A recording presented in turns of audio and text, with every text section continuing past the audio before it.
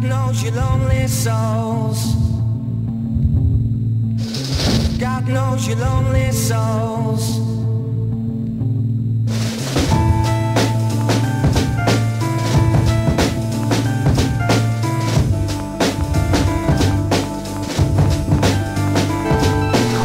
I am here in the Frag bubble with Jade Raymond, the producer of Assassin's Creed. I'm really pleased to meet you, Jade. Very nice to meet you too. So this is my first chance to really ask you a bit about Assassin's Creed. Can you give me a general overall view for people who've had, you know, a bag over their head for the last few months? What is Assassin's Creed about?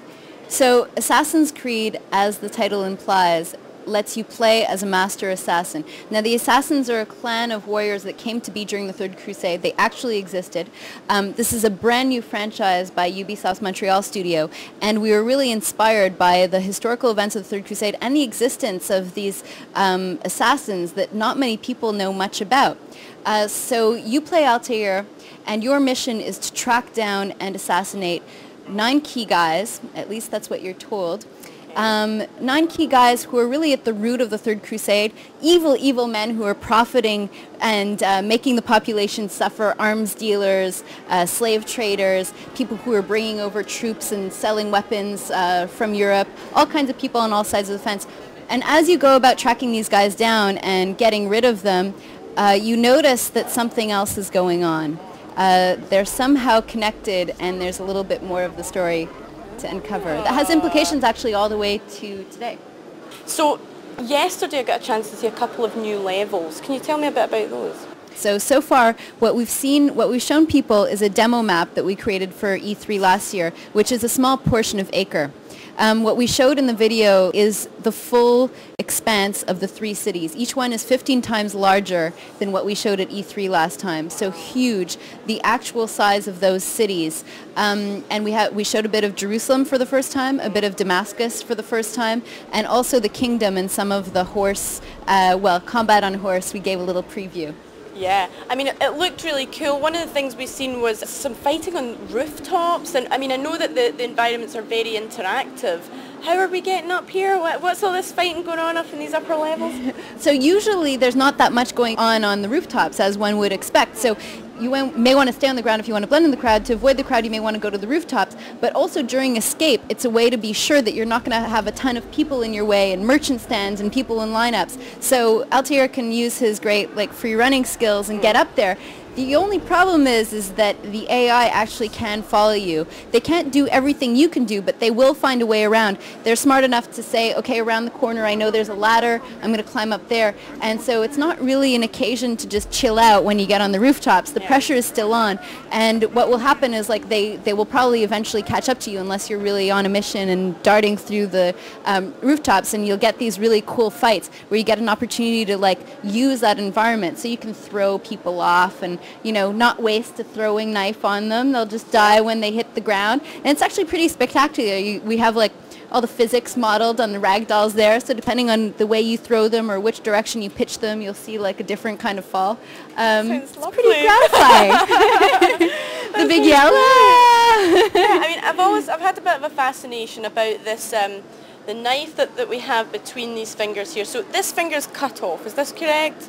Now, do all assassins do this? Is this a historically accurate thing? Well, the assassins are historically accurate, but we did add a couple of things for gameplay reasons, just that we thought were cool. And to us, being an assassin, you want an inconspicuous weapon. You want something that's not going to draw too much attention to yourself. So we invented this ritual that's the initiation ritual for the assassins, which involves them cutting off a finger. It's a sacrifice you're willing to make, and then they install a hidden blade. And that hidden blade really becomes your weapon of choice, especially if you have to perform an assassination in a crowded area or you don't want to be seen or do something a little bit more stealthy.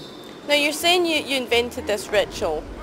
Don't you think really that you should partake in this ritual and get rid of the finger? I think that would show real dedication to the game, personally. I agree. I've been asked maybe to put on the Altair costume, and that's another thing that I'm not willing to do. Oh, come on! I have my limits, But yeah, I'll consider it. I think you should. Yeah. I think if you're really serious about your career, this is the way to go. So your favourite move that we know of so far is the leap of faith. Can you describe that for me? Yeah, so the leap of faith is actually inspired by something that Marco Polo wrote about in his books. So Marco Polo, in The Adventures of Marco Polo, which is like his memoirs, came upon the assassins and he wrote about them. And he talked about this ceremony where the assassins fearlessly jumped to their death out of from a super, super high place on command. And we kind of reinvented that. We said they didn't really jump to their death. It was all a manipulation technique, that really they had some trick ground at the bottom and that really they were all okay. And it was really to intimidate everyone, to say, look at the power. These guys will do anything. They're not scared of death. So we made our own twist on this thing that Marco Polo talked about. And it also has gameplay benefits because you can climb anything, you can go anywhere. You're often going to have people chasing you down. You're often going to be hunting. What better way to get away from people than climb up to an impossible height where no one can reach you and then do this incredible jump where obviously everyone assumes you're dead. Yeah. And meanwhile you land safely below in a bale of hay. Fabulous. That sounds excellent. I might do that later after I go. I don't recommend you try it at home. Okay. Yeah. Can you tell me in a bit more detail about the assassin's fighting moves that he has? Well, he has 4 main weapons. So one we already talked about, which is the hidden blade. You also have a sword, which people have seen a lot. There's also, of course, your fists. If you want to get information out of people, it's recommended not to kill them right away, and you may want to use your fists. And then there's a very useful weapon, which is a combo kind of weapon, your throwing knives. Those can be used at distance. So if you are approaching on rooftops, these are 1 throw, 1 kill, and they let you say, okay, that guy over there, he's patrolling the rooftop, I want to get onto there, I'm going to wait for the time when his back is turned, use one of these things and get rid of him at a distance. Yeah. It also comes with a short dagger. And the short dagger has its own moveset, and that allows you, if you're being overwhelmed and there's a ton of guys coming at you, you can use a throwing knife, get rid of some guys in the background, and then still have some ability to defend yourself, do attacks and counterattacks with your short sword. And then really all of these weapons, they're centered around a combat system that's realistic but based on counterattacks. So what you're trying to do is wait for your opponents to attack, time your opening, and then choose a counter-attack, a counter-grab, a counter-dodge, basically taking advantage of that opening to get in one lethal blow. So basically a million options, so many different ways of doing things. We've worked on a lot of depth in the fight, and I think you can still do kind of the hack and slash, press a button a bunch of times, but for people who really want to uncover all of the moves, there's some moves, for example, stabbing a guy in the knee, or really awesomely in the foot. I mean, those kinds of things, you have to have the right distance from him. You have to, and you'll be surprised as you play the game, because you'll end up in a situation where you try something and you'll see a move that you've never seen before, even halfway through the game.